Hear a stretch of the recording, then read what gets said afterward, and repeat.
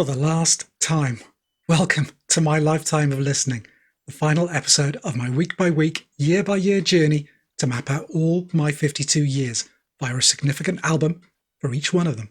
And I don't mean a critic's choice significant, but the one that best encapsulates that year for me. Okay, elephant in the room, 52 weeks, 52 years, how come this stops at 2023? Well, 1972, my birth year, is effectively starting from zero. So yeah, count up from there and we will finish up here. The numbers don't lie. What can I say? I will, however, whip through some of my favourite records from this year in the extended wrap-up section at the end of the video. But give me a break. I've spent the whole year kind of living in the past, so the contemporary stuff has had to take a back seat. So 2023, what happened? Well, thankfully, less than in 2022, which was a bit of a bumpy one, to put it mildly. This is the first year that felt anywhere near the pre-pandemic normality we'd all come to take for granted. Meaning, of course, it was the year that I and the rest of the family finally caught our first dose of COVID. We all felt grotty, but were over the worst of it, thanks vaccine boosters, within a week or two. What else? Well, Michelle and I celebrated our 20th wedding anniversary, and off the back of the videos I made about guitar pedals, tunings and rigs, discellany made it into the big leagues, being officially accepted onto the YouTube partner program in late June. 1,000 subs, 4,000 watch hours. I never thought I'd get there within 12 months, but hit on a good idea, find a way to make it entertaining and informative, and off you go. I was gobsmacked. But remember, you can only make the videos that inspire you enough to get off your ass and actually do them. So I'm as happy making the ones that pull in a handful of views as I am the ones that go a wee bit viral. Don't get me wrong, the peaks are great, but I'm fine with a nice deep trough as long as the company is good, which it is. Music then, and I'm keeping this tight and to the point again because A, I've talked about both of these records at great length already, and B, it's Christmas and I need a break. My nearly choice for 2023 then is Oxbow and Love's Holiday. There are a whopping 6 minutes of me talking about it in one of my 2023 R&D videos, which, having watched it back, I can't add to in any meaningful way. Rather sadly, Oxbow split in quite spectacular fashion earlier this year in the middle of a European tour. Vague accusations of misdeeds involving band members were fired back and forth, with specific details never forthcoming, which all seems very final. But singer Eugene Robinson has shared that the Love's Holiday follow-up had got as far as being given a title. That's Follow Me Now in Merry Measure. And guitarist Nico Wenner said, and I quote, "As it stands now, Oxbow as a band no longer exists. Whether this is a permanent state of affairs remains to be seen." Yeah, so basically, no one knows. In the meantime, Eugene's been heavily involved with his side project, Bunwell, who released their fourth album, Mansitude, earlier this year. Much more in the avant noise metal sphere. It's well worth a listen if that's your bag. What was my bag in 2023 is my inevitable pick of the year, a band I only caught up with on their sixth album, and as clear a case of better late than never as you could hope to find.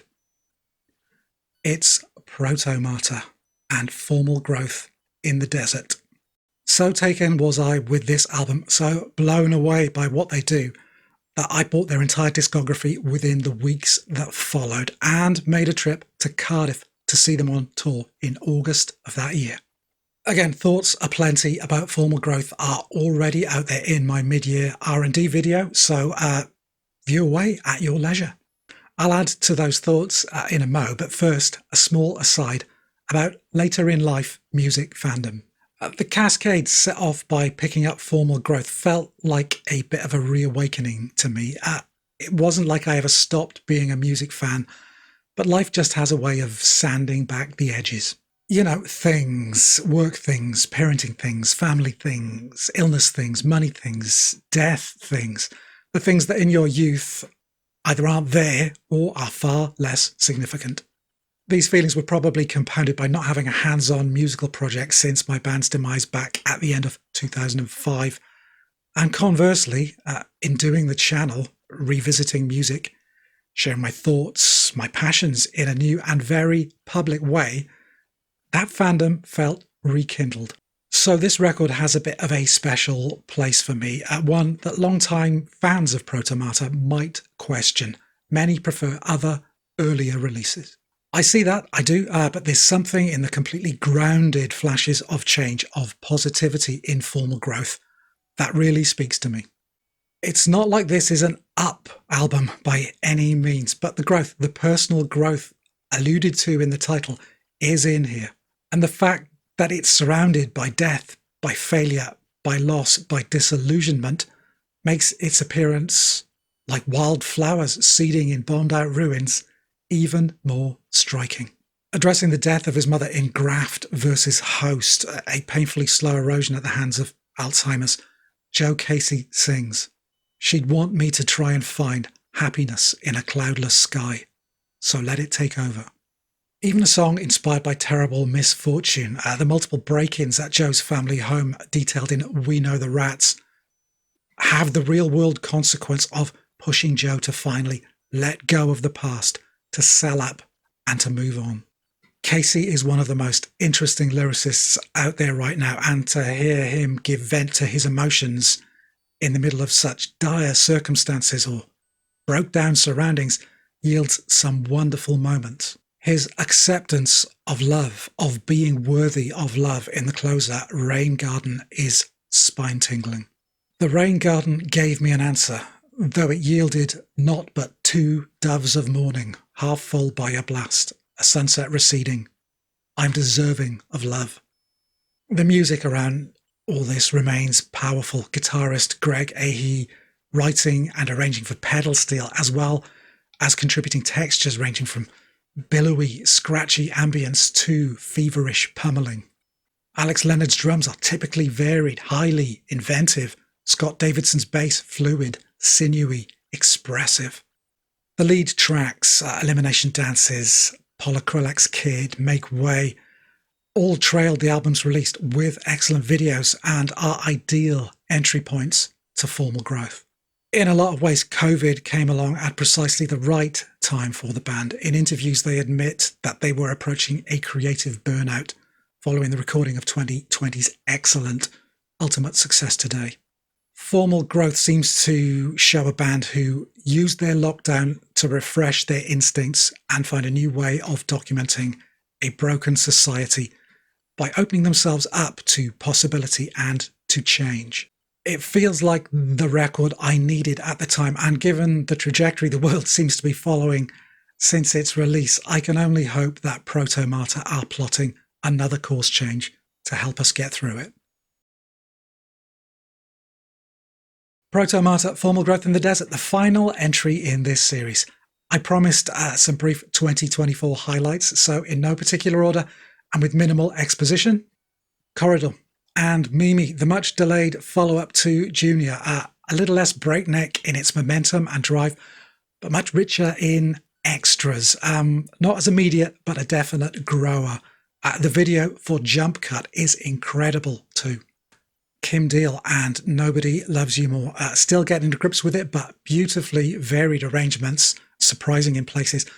Also great to hear a re-recorded version of the heartbreaking Are You Mine from Kim's limited single release series. John Cale, Poptical Illusion, a great album, terrible title. The Light compared to Mercy's Dark, a much more upbeat affair that continues John's infatuation with modern hip-hop production styles. Shark is fantastic and shows he's not forgotten that he was once in the Velvet Underground. I like this one a lot. House of All, Continuum. I caught them live this year and they were great. This one might just edge the debut album for me. The 1, 2, 3 of Cuckoo in the Nest, Under a Crooked Sky and Aim Higher, maybe my track of the year, is enough to warrant a purchase, I reckon. Not a tribute, a continuum. The clues on the cover. The Jesus Lizard and Rack. How are these guys still this good? It really beats me. It's like you blinked and those 26 years since Blue just never happened. Fabulous stuff, at least in the shot, stroke down, bracket, and possibly even higher. Alexis Feels Sick is sick. Buy this one with confidence. Shellac, To All Trains. What's to say? Still hard to believe this is it, but there you go. It's Shellac. No huge surprises, no new direction, just more of them. And that's enough for me. Girl from Outside, Scrappers, Scabby the Rat, I Don't Fear Hell. Thank you, Todd, Bob, and Steve. You ruled. Oh, and apparently The Cure released an album this year. You may have heard something about it. I need to spend more time with it, to be honest. It's topped at least one end-of-year list that I've noticed so far. My initial impressions, yeah, it's okay. And maybe I'm just a bit over them. I don't know. I'll try again, I promise. And that, my pedigree chums, is it. You will see popping up around me somewhere or other lists containing every pick from every year in this series. You will also find in the description below a link to my final Spotify playlist containing a track from every album I've chosen, with the exception of that awkward so-and-so Jim O'Rourke, whose Spotify representation is, well, spotty. Good on him. New Year's resolution, go physical or go home. Any regrets? Anything I'd take back if I could? Not really. The great Pavement versus Lemonhead showdown of 92 was the only really big point of contention. Maybe It Takes a Nation of Millions should have beaten out Green, but I couldn't bring myself to do it. And Welcome to the Pleasure Dome ahead of The Unforgettable Fire, yeah, I could get behind that. It is what it is, and that is now a was. I will never do anything this foolhardy ever again. A video a week, every week, was brutal. A huge thank you to Michelle and to Evan for putting up with my bullshit and always being on hand to weigh in on my thumbnail colour schemes. I love you guys. And finally, props to you all, whether you watched one of these videos, all of them, or just skipped through to see what I picked and then went off and did something more productive. Likes, subscribes, yada yada, it's all good. Next year, less videos, less often, definitely. Another movie one quite soon, a few more episodes, and that's all I'm prepared to commit to right now. So, have a Merry Christmas if you're celebrating, and I will see you sometime in the new year. Take care, have fun, and bye for now.